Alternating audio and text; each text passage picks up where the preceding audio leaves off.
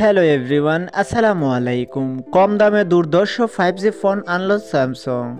তাদের 6000 এর ব্যাটারি সহ 50 মেগাপিক্সেল ক্যামেরার এই ফোন। স্যামসাং ভারতে তাদের নতুন স্মার্টফোন লঞ্চ করতে চলেছে।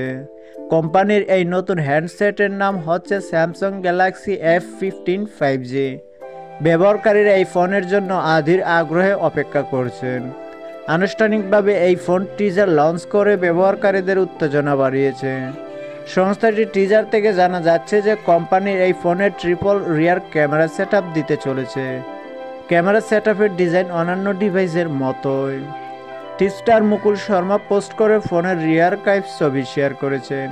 এই অনুসারে ফোনটি 3টি রঙের বিকল্প আসবে: কালো, গোলাপি এবং গ্রেডিয়েন্ট ফিনিশ। এছাড়াও টিপস্টার জানিয়েছে যে ফোনটিতে একটি 6000 এর ব্যাটারি থাকবে। কোম্পানির এই ফোনে 4th জেনারেশন আপডেট দিতে চলেছে।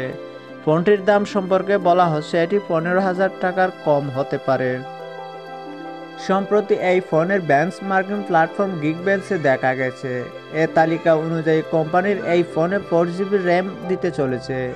প্রসেসর হিসেবে আপনি এই ফোনে মেডিটেক ডাইনামেসিং 6100+ চিপসেট দেখতে পারবেন।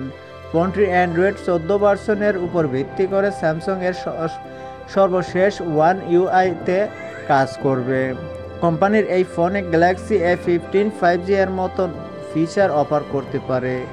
এই ফোনে 6.5 ইঞ্চি ফুল HD+ অ্যামোলেড ডিসপ্লেও রয়েছে। এই display 90Hz refresh rate support করে থাকে। ফটোগ্রাফির জন্য ফোনটিতে 50 মেগাপিক্সেল ট্রিপল ক্যামেরা সেটআপও রয়েছে। এর সেলফি ক্যামেরা 13 মেগাপিক্সেল এবং 8GB র্যাম এবং 256GB ইন্টারনাল স্টোরেজ সহ এই ফোনের ডাইমেনশন 6100+ প্রসেসর দিয়ে সজ্জিত।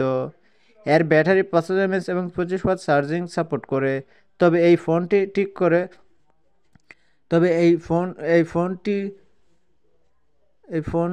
ঠিক করে লঞ্চ করবে সেটা কোম্পানি এখনও জানায়নি। এছাড়া লঞ্চ হওয়ার পরে বিস্তারিত জানা যাবে এই নতুন স্মার্টফোন আর কি কি ফিচার্স রয়েছে। ভিডিও ছিল আজকের মতো এ পর্যন্তই। আল্লাহ হাফেজ।